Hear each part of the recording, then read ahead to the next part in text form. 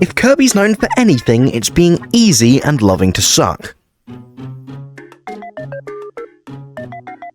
Oh man. Now I've been known to dabble in some platformers from time to time, be them 3D or 2D, robot-based or monkey-based, and I did enjoy Star Allies when I played it.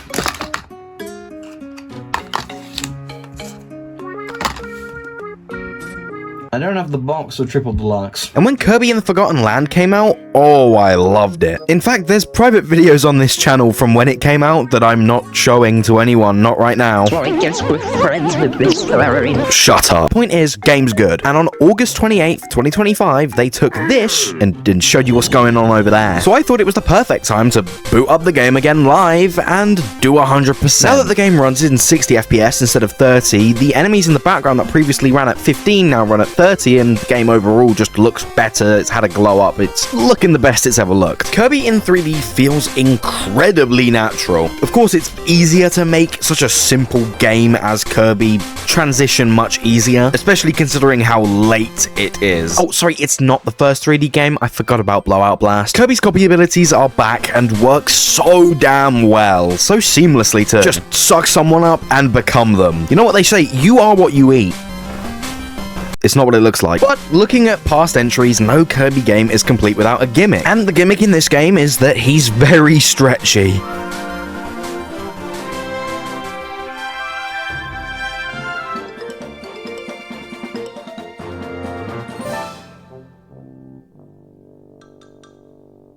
Forgotten Land? I'm never gonna forget seeing this. Kirby can now wrap himself around literally anything the level design requires.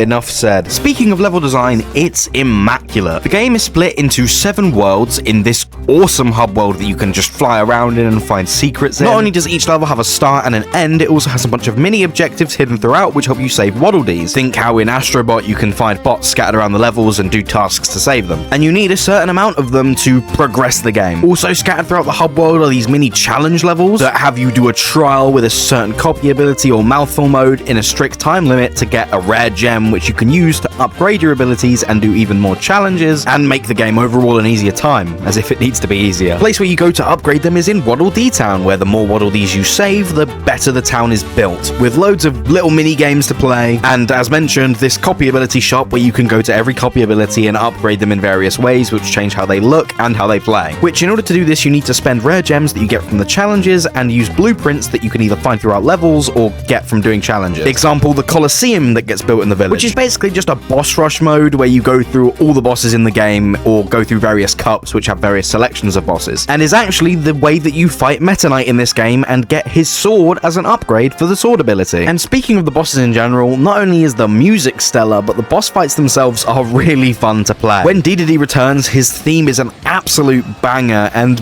Kirby has a damn dodge roll in this game. It's Kirby Soul. This is also a bit that I've always liked about this game, is the way it actually dupes you out. The 4th world is the final world on the main stretch of the area, but once you beat Dedede, it completely opens up to a whole other map with the final 2 worlds of the base story of the game, which in my opinion is just really cool. I love a little fake ending. That's awesome. I like that. The final 2 worlds in general are more gritty, more dark than the previous. You have a wasteland, a desert where you've just it's just a bit gloomy, and you have a volcano, the classic Nintendo end world volcano, big spook. But I'm a sucker for a good volcano level, and I really love the whole decimated city vibe that we've got going on here. Game ends with a bang, and I'm now realizing I didn't even mention how the game starts. Kirby's walking around and he gets a big vortex and he gets sucked up and he meets this blue thing. There we go. This blue thing is very important, by the way. It's called Elphalis. We're gonna call it Ellen DeGeneres. Diddy, come on out! Getting to the end of the volcano, we see Dedede again, but he's masked, which means remix of Masked Dedede, here we go. But he's running around on all 4s, leading the beasts, which are basically the enemies in this game. All the little animals, they're known as beasts. But after we beat up Dedede, we head up into a laboratory, where after going through, we see the king of the beasts, Leon, protecting an eldritch horror. Because nothing screams Kirby like a horrible being. Don't you just hate when you're playing a Nintendo game and there's a demonic entity behind you? After dispatching the lion, the Eldritch Horror decides, you know what? Damn you, I'm gonna become a wall of goo. What the fuck? This is awful. I don't like this thing. It then decides to eat our little friend Elphalis and become its final form. some mystical as always.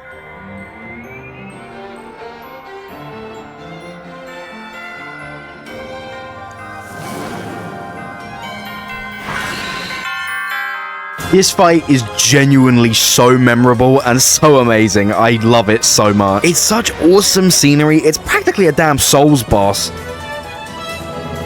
All the attacks, it's just a giant damn spectacle. It's so nice. He's got his spear swiping at you. He sends things at you. He opens portals and sends meteors at you. When you take him down, he just basically opens a portal to show Kirby his home planet and is about to slam it into this one. This guy is actually a top tier menace. How do you solve such a catastrophic event? You turn into a big rig. Jokes aside though, this is awesome. This is a cool little end bit. Whoa!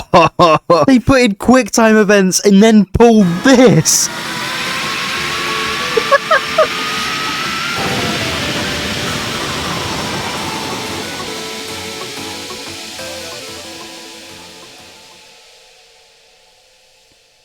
And the day is saved. Elphalus sacrifices himself. No, he doesn't. But wait, there's more. There is an entire post-game world with one level per world themed around each of the worlds of the main game, with bits and pieces from every level and a phantom, more difficult version of the boss at the end. All with the quest to find Leon's soul and fix him, because he's not actually that bad of a guy when he's not being possessed. This whole world is neat as hell. Although it's a lot of stuff you have seen before, it's got a cool color palette, it's a lot harder, every level has its own color palette actually, and the phantom bosses, it's more bosses, I love more bosses. And to top it with the cherry on top, you get a new boss at the end in the form of Morpho Knight, who is a really cool fight and gives you the most broken weapon in the game. But I really love the Morpho Knight fight. It's so cool to see him back. In fact, I don't actually know which game he originated from, but I just really like his design and he's a really cool guy. Leon's soul is fixed and he's back to a happy, lucky fella. And now, the new Ultimate Cup is available in the Colosseum, which instead of just going through all the bosses in the main game, you go through all the phantom versions of them and fight a new version of Elphalus at the end, Chaos Elphalus, where he's red and white, more dangerous, very cool, and turns into an orb at the end. Yeah, the end of the secret final boss is a blaming angry basketball. Cool fight though, I like it. Actually took me a couple tries. And now, we're only just talking about the DLC, because there's really not a lot going on. The new DLC that costs 18 whole pounds is like 12 levels long, and intertwines itself in the normal game. You can access it as soon as you beat World 1. You waddle over to this island with a big blue meteor, and this waddle goes, man, there's meteors everywhere, man, you gotta check it out. And each world now has 2 crystallized versions of previous levels that basically has its own layout and own changes, own music. It's very cool. Lots of particle effects, lots of glow. They're making the most out of the hardware, I guess. And these levels are phenomenal. They're excellent. They are really fun. But honestly, I just wanted more for the price. But, you know, it's whatever. It was still worth playing the game again. And in all fairness, the levels did introduce some brand new mouthful modes, like this gear thing you're seeing. But yeah, there's not a lot going on in the DLC.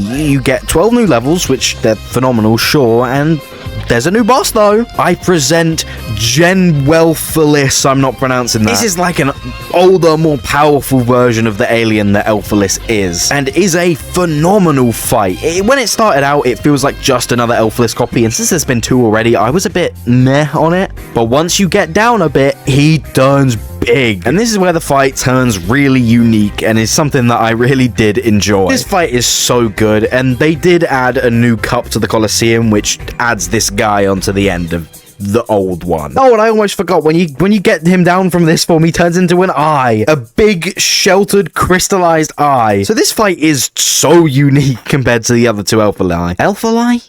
Would that work for plural of Elphalus? Whatever, I'm going with it. But now, for 100%, all I had left was collectibles and a big fish.